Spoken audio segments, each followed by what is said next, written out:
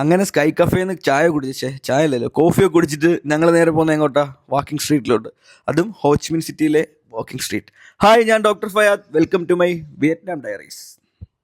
അങ്ങനെ 2 ലിഫ്റ്റ് മാറി കയറിയാണ് കേസ് ഞങ്ങൾ താഴെ എത്തുന്നത്. താഴെ എത്തിയപ്പോൾ എവിടൊക്കെയോ ഒരു ദുബായ് ഒളിച്ച് കളിക്കുന്ന ഒരു ഫീല്. അവിടെ നിന്ന് വണ്ടി എടുത്ത് നേരെ നമ്മൾ റൂമിൽ പോയി കുറച്ച് നേരം കിടന്നുറങ്ങി, ഡ്രസ്സൊക്കെ മാറിയിട്ട് നേരെ സ്ട്രീറ്റിലോട്ട് ഇറങ്ങാൻ വിചാരിച്ചു. ഇരുട്ട് വീണ് കഴിഞ്ഞിട്ട് വാക്കിംഗ് സ്ട്രീറ്റിൽ പോയിട്ട് കാര്യമുള്ളൂ, എന്നാലേ നമുക്ക് അവിടെ കളർഫുൾ ആയിട്ട് കാണാൻ പറ്റത്തുള്ളൂ. അങ്ങനെ ഞങ്ങൾ നേരെ വാക്കിംഗ് സ്ട്രീറ്റിലെത്തി. ഫുൾ ഓൺ കളർ എന്ന് പറഞ്ഞാൽ കണ്ണടിച്ചു, എവിടെ നോക്കിയാലും പല കളറുകൾ. ഞങ്ങൾ നേരെ ഒരു കഫേ കയറി കുറച്ച് നേരം ഫുഡൊക്കെ കഴിച്ച് അവിടെ ഇരുന്നു. അതേ നേരെ സ്ട്രീറ്റിലോട്ട് ഇറങ്ങി.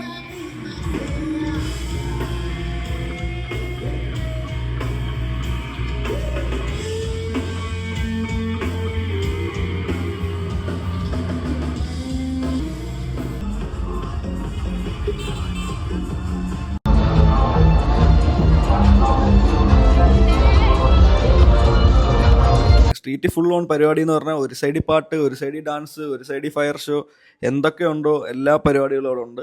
ഞങ്ങൾ കുറേ നേരം സ്ട്രീറ്റിലൂടെ അങ്ങോട്ടും ഇങ്ങോട്ടും ഒക്കെ തേരാപ്പാരം ഇല്ലാത്തുകയാണ് ഗൈസ്. അങ്ങനെ കറങ്ങി കുറേ നേരം നിന്ന് കഴിഞ്ഞപ്പോൾ നമ്മൾ വിചാരിച്ചു എന്നാൽ പിന്നെ ഇനി പോവാം, ഇനി പോയിട്ട് അടുത്ത പരിപാടി പിടിക്കാമെന്ന് വിചാരിച്ചു.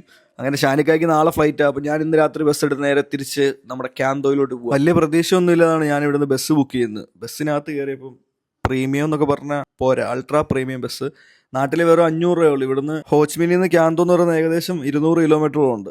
അവിടം വരെ നല്ല കിടന്നുറങ്ങി സുഖിച്ച് പോവാം. ഞാൻ ബസ്സിൽ കയറി ഒരു പാട്ടൊക്കെ കേട്ട് കിടന്നുറങ്ങി നൈസായിട്ട് പോകാനുള്ള ഒരു മൈൻഡില്ല. അപ്പോൾ അടുത്ത സ്റ്റോറി ആയിട്ട് അടുത്ത വീഡിയോ കാണുന്നതിനെ വരെ ബൈ ബൈ.